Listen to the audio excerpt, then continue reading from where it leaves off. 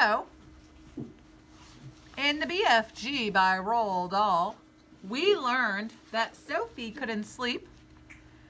It was so quiet. The moon was bright. She went to the window. It was the witching hour, whatever that means. And she met a giant. And then there was when the giant just took her and carried her in a Kleenex. I don't know where this came from.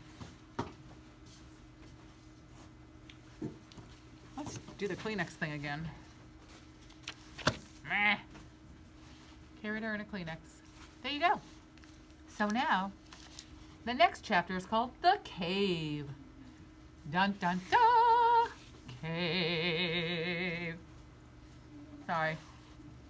I think you should enjoy the dramatics I have in my head. The giant ran on and on, but now a curious change took place in his way of running. He seemed suddenly to go into a higher gear. Faster and faster he went, and soon he was traveling at such high speeds that the landscape became blurred. The wind stung Sophie's cheeks. It made her eyes water. She could no longer feel the giant's feet touching the ground. She had a weird sensation. They were flying. It was impossible to tell whether they were over land or sea. This giant had some sort of magic in his legs.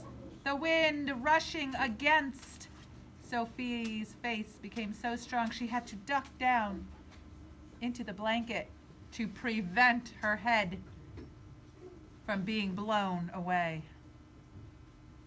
Is that an exaggeration?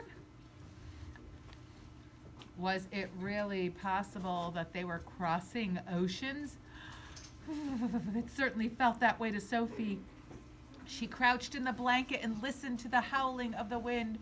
It went on for what seemed like hours. Then all at once the wind, it stopped howling. The pace began to slow down. Sophie could feel the giant's feet pounding once again over the earth.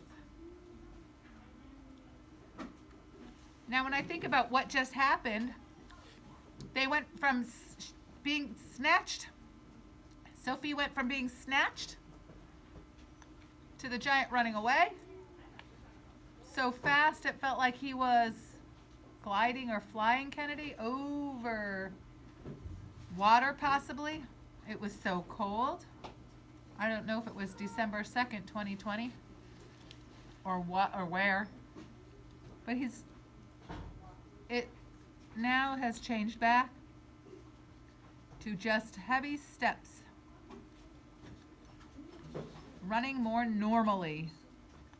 Although normal was a silly word used to describe a galloping giant. I was thinking the same thing when they said normal. He leaped over a dozen rivers. He went rattling through the great forest and then down into the valley, up over a range of hills, as bare as concrete. And soon he was galloping over a desolate wasteland that was now not quite of this earth. The ground was flat and pale yellow. Great lumps of blue rock were scattered around. Dead trees stood everywhere like skeletons. The moon had long since disappeared, and now the dawn was breaking. Let's take a look at this. Is the running off to the different land. Is this real? Yay or nay? Nay. No, it is not real. This is total fiction. So when we talk about learning about an animal, that would be nonfiction. That's truth, not fake. This is total fiction. A giant snatching up a little girl in an orphanage, flying off to another land unlike Earth. It's just his imagination that could tell a really good story. Let's just see. Sophie, still peering, have a seat, out from the blanket, saw suddenly ahead of her a great craggy mountain. The mountain was dark blue, and all around the sky was gushing and glistening with light. Bits of pale gold were flying among the delicate frosty white flakes of cloud. And over to one side of the rim of the morning sun was coming up, red as blood. Normally, red as blood is kind of like a scary thing to say, but when you talk about the sun being red, oh, I have seen a red sun before, especially in the morning, and it is gorgeous. I need you to sit in your seat off the floor, please. Thank you. And all the way turn around. Fix your chair.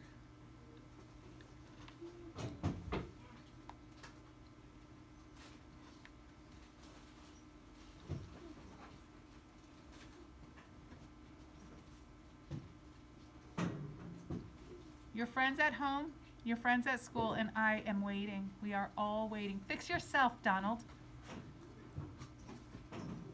Tuck yourself in.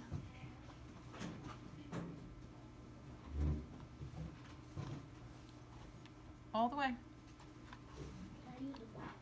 Not right yet. I need you to put your body the right way in your seat. With your feet under your desk.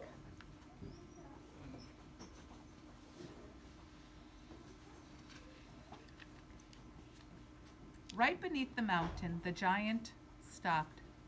He was puffing mightily, his great chest heaving in and out. He paused to catch his breath. Directly in front of them, lying against the side of the mountain, Sophie could see a massive round stone. It was as big as a house. The giant reached out and rolled the stone to one side easily, as if it had been a full football. And now, where the stone had been, there appeared to be a vast black hole.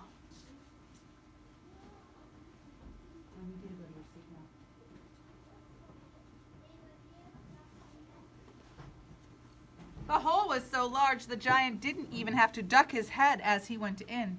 He strode, and that's a way of walking, into the black hole, still carrying Sophie in one hand and the trumpet and the suitcase in the other. As soon as he was inside, he stopped and turned and rolled the great stone back to place. So the entrance to his secret cave was completely hidden. All was black. Sophie felt herself being lowered to the ground, and the giant let go of the blanket completely. His footsteps moved away. Sophie sat in the dark, shivering. When do you usually shiver? Kennedy? Do you know another time that you might shiver? Avery? When you're scared. What do you think? Do you think she's cold or scared? If you think she's cold, do me a thumbs up. If you think she's scared, do me a thumbs to the side. She could be both.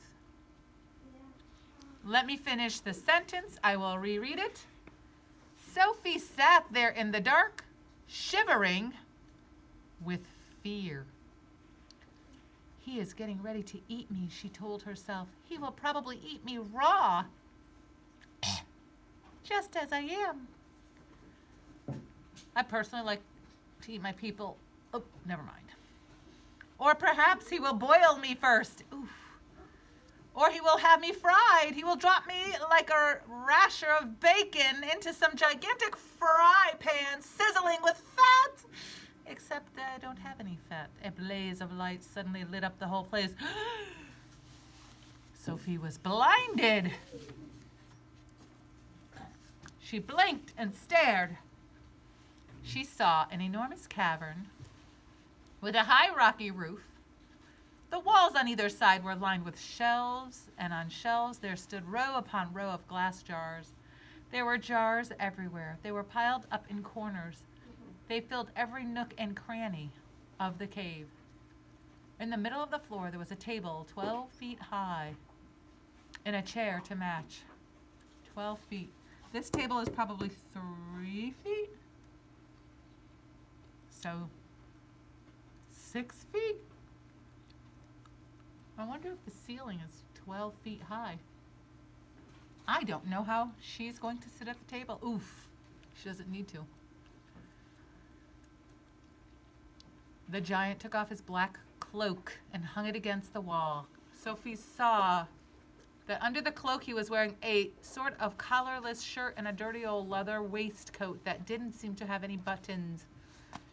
His trousers were faded green and they were far too short on the legs. On his bare feet, we call those high waters or crops. On his bare feet, he was wearing a pair of ridiculous sandals that for some reason had holes cut out on each side with a large hole at the end where his toes stuck out. Sophie crouching on the floor of the cave in her nightie, gazed back at him through thick steel-rimmed glasses. She was trembling like a leaf in the wind, and a finger of ice was running up and down the length of her spine. "Ha!" shouted the giant, walking forward and rubbing his hands together. "What has we got here?" His booming voice rolled around the walls of the cave with a burst of thunder. Oh boy. She's a goner. She's going to be a light snack. I don't know though, because here, he's just holding her. Would he eat her? The next chapter is called the BFG. And we know what that stands for, right? Yes, the big friendly giant. I wonder where they are, this Sophie in her nightie. Remember, she was sleeping? Well, she couldn't sleep. She got out of bed. She was in her PJs. Until tomorrow.